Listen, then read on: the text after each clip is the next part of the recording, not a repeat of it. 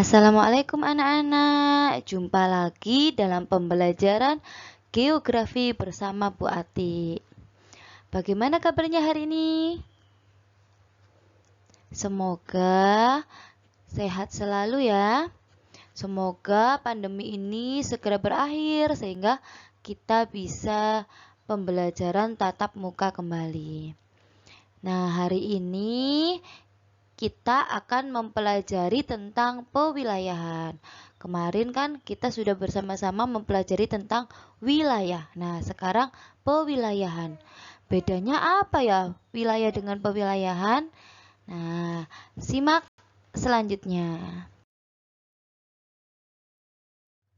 Setelah kemarin kita sudah mempelajari tentang wilayah, kali ini kita akan mempelajari tentang pewilayahan.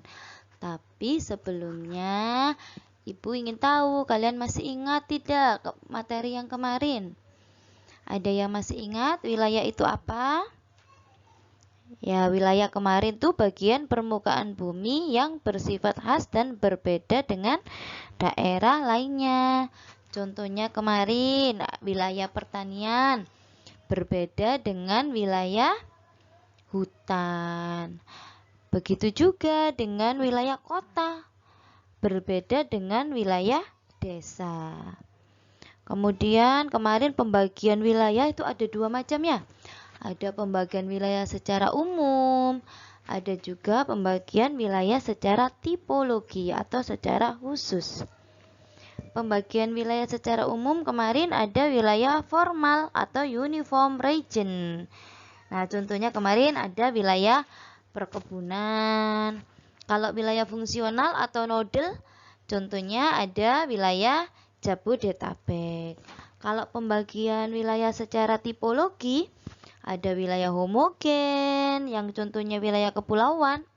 Ada wilayah nodal, contohnya wilayah hutan lindung. Ada wilayah perencanaan pengelolaan khusus, contohnya wilayah DAS atau daerah aliran sungai. Ada wilayah administratif, contohnya desa, kecamatan, dan terakhir wilayah pesisir. Nah, sekarang kita masuk pelajaran pewilayahan.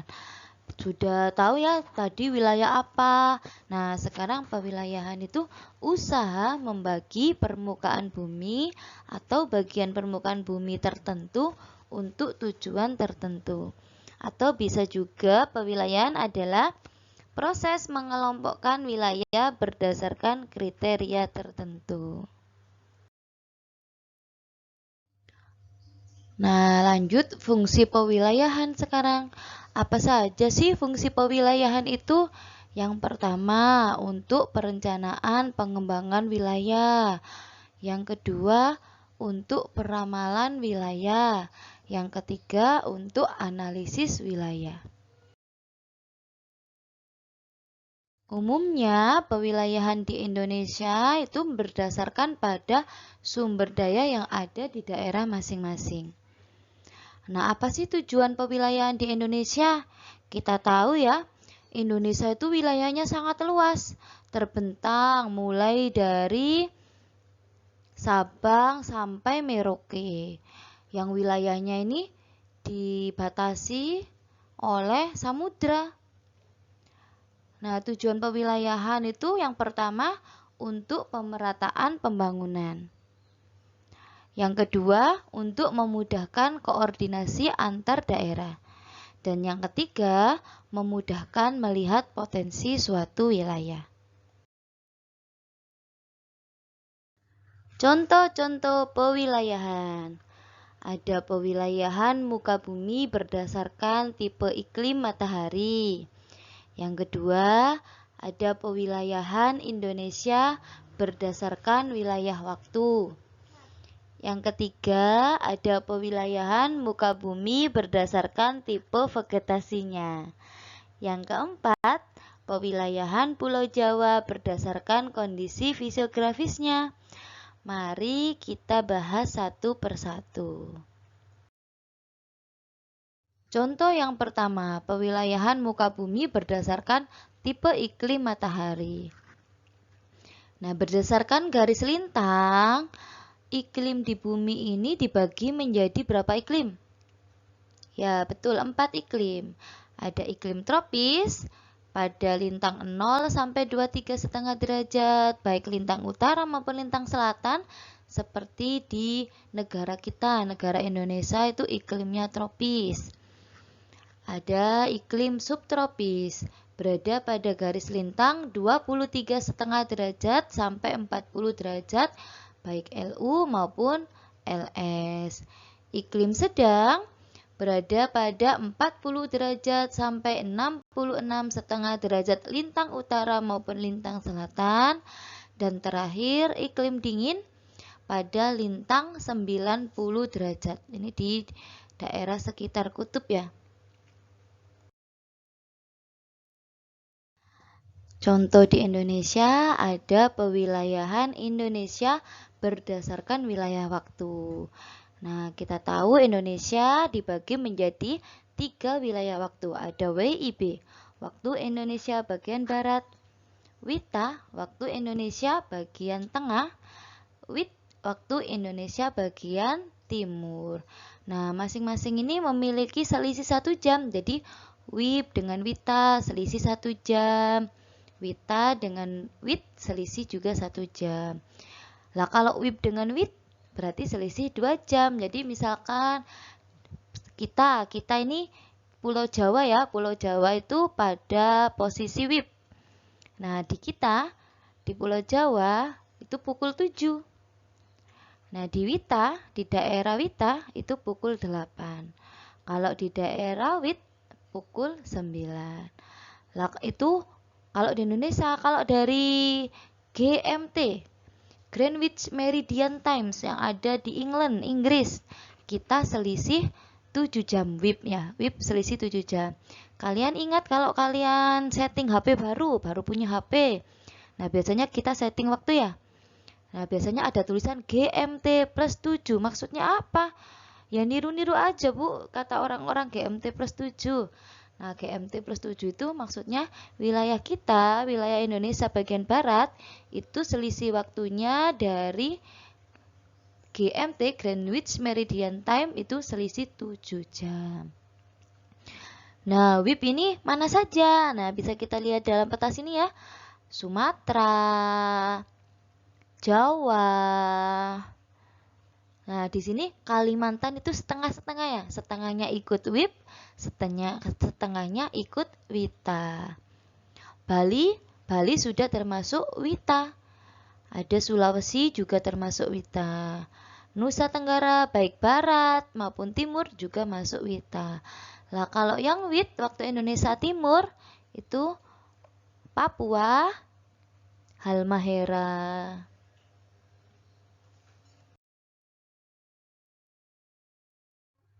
Pewilayahan muka bumi berdasarkan tipe vegetasi. Vegetasi itu sama dengan flora, tumbuh-tumbuhan. Nah, di dunia itu ada tipe vegetasi tundra. Tundra ada di daerah kutub dingin. Di sini floranya biasanya lumut dan semak-semak saja yang bisa hidup. Ada hutan tropis. Nah, di Indonesia banyak ini, terutama di Pulau Sumatera, Kalimantan. Nah, di sini cirinya hutannya lebat, pohonnya tinggi-tinggi, banyak tumbuhan rotan, anggrek.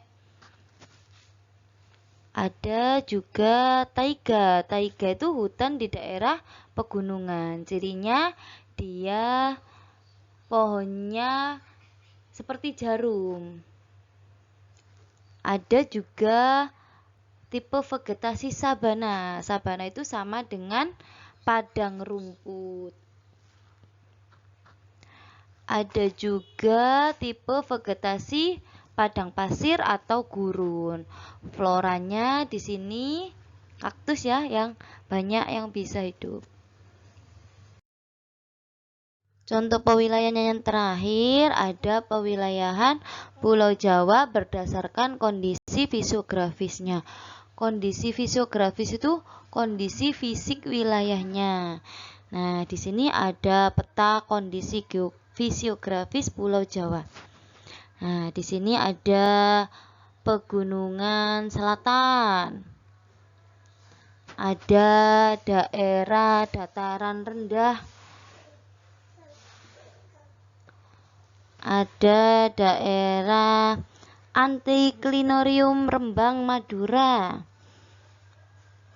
Ada zona Kendeng. Ada zona Bogor. Ada zona Solo. Ada zona Serayu, ada Serayu Utara, ada Serayu Selatan.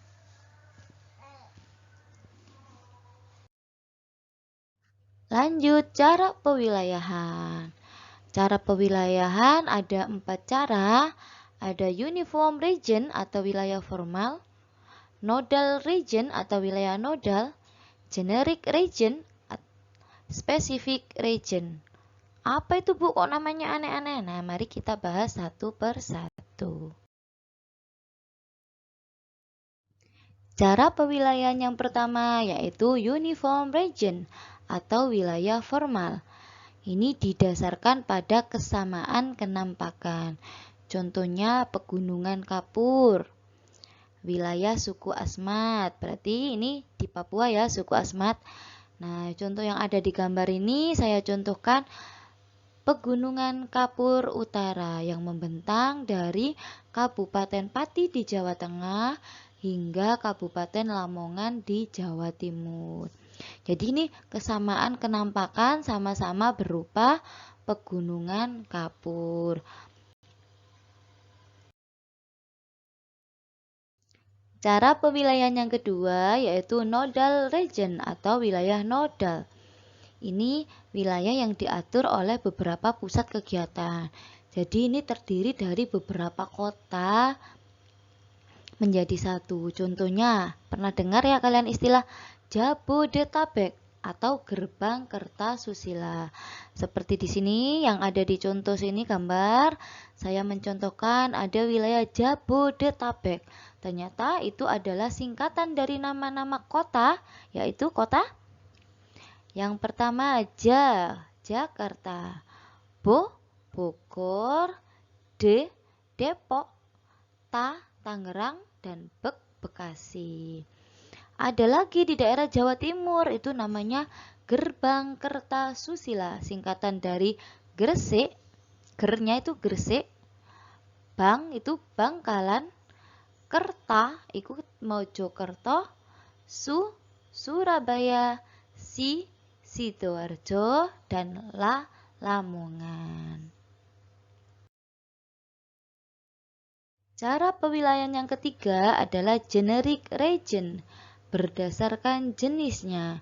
Contohnya ada perkebunan teh, ada perkebunan karet. Jadi ini sama-sama perkebunan, tapi karena beda yang ditanam, jadi dibedakan. Perkebunan teh, perkebunan karet, ada perkebunan apa lagi? Ada perkebunan kelapa sawit ya. Nah, contohnya di gambar sini seger ya, hijau-hijau. Ini adalah gambar perkebunan teh yang ada di Indonesia. Nah, ini banyak kalian biasanya lihat di mana perkebunan teh. Jangan bilang di TV ya, di film FTV. Di Jawa Timur ada, di Lawang. Cara pewilayahan yang terakhir adalah specific region. Spesifik memiliki ciri khusus yang berbeda dengan wilayah lainnya. Di sini saya contohkan Asia Tenggara. Ini adalah peta Asia Tenggara. Jadi wilayah-wilayah di Asia Tenggara, nah ini terlihat yang paling besar wilayah kita ya. Negara kita, ada negara Indonesia, apalagi negara-negara yang ada di Asia Tenggara. Di sini ada Filipina, kemudian Malaysia, Singapura, Thailand, Myanmar, Laos, Vietnam, Kamboja, dan Timur Leste.